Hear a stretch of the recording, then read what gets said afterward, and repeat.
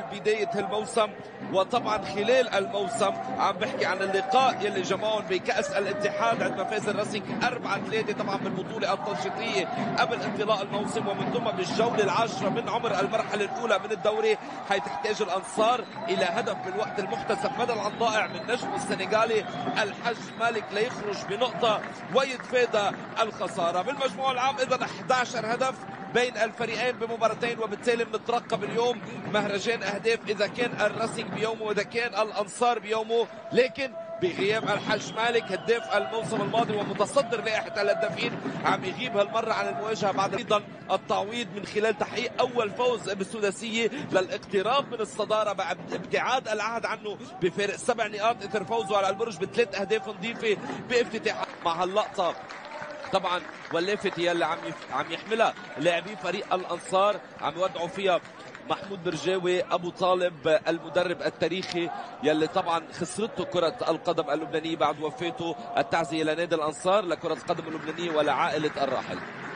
مساء الخير لكل المشاهدين. تشكيلة فريق الأنصار اليوم بقلب الهجوم. اليوم بدلا من الحج مالك رح تتعرفوا على لاعب لأول مرة هو هشام خلف الله اللاعب الجزائري، إلى جانبه المعتوق ومحمد حبوس، وراهن عم يلعب عبد الله ياسين الفرنسي، محمد الدهيني وعلي الطيش. أما بخط الدفاع اليوم بغيب إشاكا ديارة عن تشكيلة فريق الأنصار، وراح يكون في نصار مكسيم عون، روبير ملكي ونادر مطر، وخلفهم نزيع اسعد.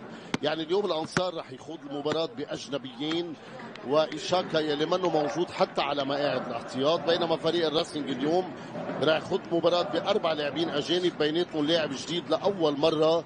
وحكم المباراه الشيخ احمد علاء الدين. شرب الخدم فريق النجمه لانه لازار هذا انذاره الثالث وراح يغيب عن المباراة المؤمنة.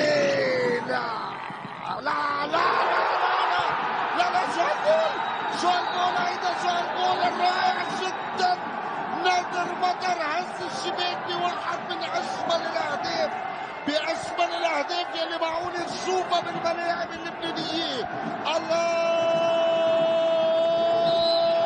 يا نادر، الله شو حلو هالهدف، شو حلو هالجول، شو عالتسديدة، شو صار. الأنصار مثل النار، الأنصار عم يفتتح التسجيل، عم بهز شباك فريق الراسينج ليعلن عن التقدم 1-0. الأنصار نادر مطر، شو عالتسديدة يا نادر، رائع. الهدف الثاني لنادر مطر بالدوري اللبناني، شوفوا وين كيف، شو عالتسديدة، شو هالجول، رائع رائع. هيدي الاهداف الحلوه بملاعبنا اللبنانيه يلي بنشتاق نشوفها دايما. الانصار عم يفتتح التسجيل، عم يتقدم 1-0 عن طريق نادر مطر بعد هالهدف. فعل خط الوسط قد ايه نادر نشط خط الوسط قد ايه صار هو خلف كل الخطوره يلي عم يعملها فريق الانصار. شوفوا الكره ايضا يلي عم يلعبها هون الى داخل منطقه الجزاء، ممكن الهدف الثاني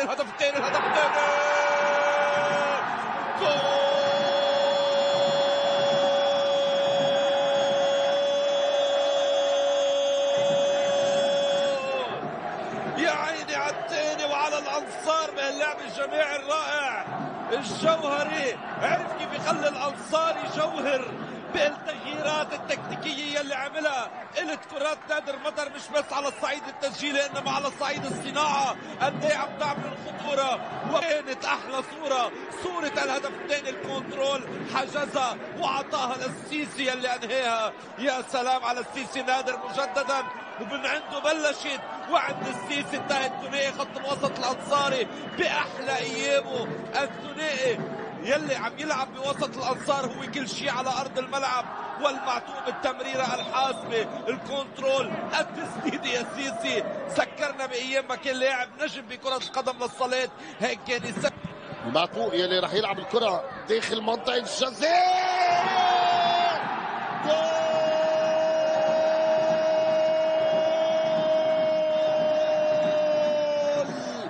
الملكي يا ملكي يا ملكي، بعد في انت ما سجلت هدف الملكي عم بيسجل هدف هو الاول له هالموسم، وموسم من بعد خسارته قدام العهد بنتيجة 1-5 بأول مباراة له بالدوري.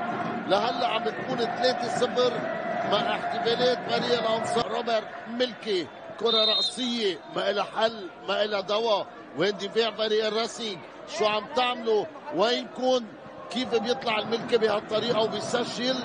هيدا الملكي، هيدا مدافع منتخب لبنان يلي نجح انه يهز الشباك. اول هدف يوسف الحج، يوسف الحج بيتقدم بيلعب الكرة للكعفراني يلي رح يسدد، رح يسدد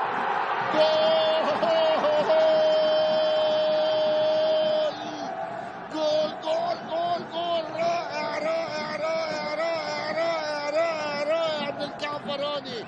كل جول بلون اليوم من ناحية فريق الأنصار، وكل هدف أجمل من الثاني عم بيكون.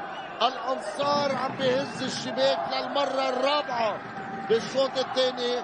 الكعفراني سدد، الكعفراني سجل واحد من الأهداف الحلوة. اليوم عم نستمتع، اليوم مبسوطين بهالأهداف الرائعة الجميلة جدا يلي عم نشوفها بمباراة الأنصار والراسينج. وبيرجع الأنصار بيوسع الفارق أكثر وأكثر ليحسم المباراة شربيل على حساب فريق الراسينج مع فرح كبير. كرة بالنار سجل من خلالها للأنصار حسن كعفراني بهالتسديدة البعيدة رائعة جدا. أجمل أهداف المباراة إلى جانب هدف نادر مطر. بالتأكيد الكرة كانت من يوسف الحاج، بوم، تسديدة صاروخية انفجرت بشباكه لعلي الحاج حسن. ما له حل الأنصار اليوم من يسرى يوسف الحاج إلى اليسرى القوية النارية الصاروخية للكعفراني. دخول الكعفراني جابي مراد الراسنجاوي العتيق. القادم أفضل بالتأكيد للراسنج، فريق مجتهد شاء طريقه إلى السداسية وتواجد فيها مستحق. بالتأكيد رح يعود الأنصار، عاد من الباب الكبير بلقاء اليوم وقدر يفوز بنتيجة 4-1 وبأربع أهداف جميلة جدا. حملت له 3 نقاط بالدقيقة 56 نادر مطر، دقيقة 61 علي السيسي، ودقيقة 69 روبرت ألكسندر ملكي.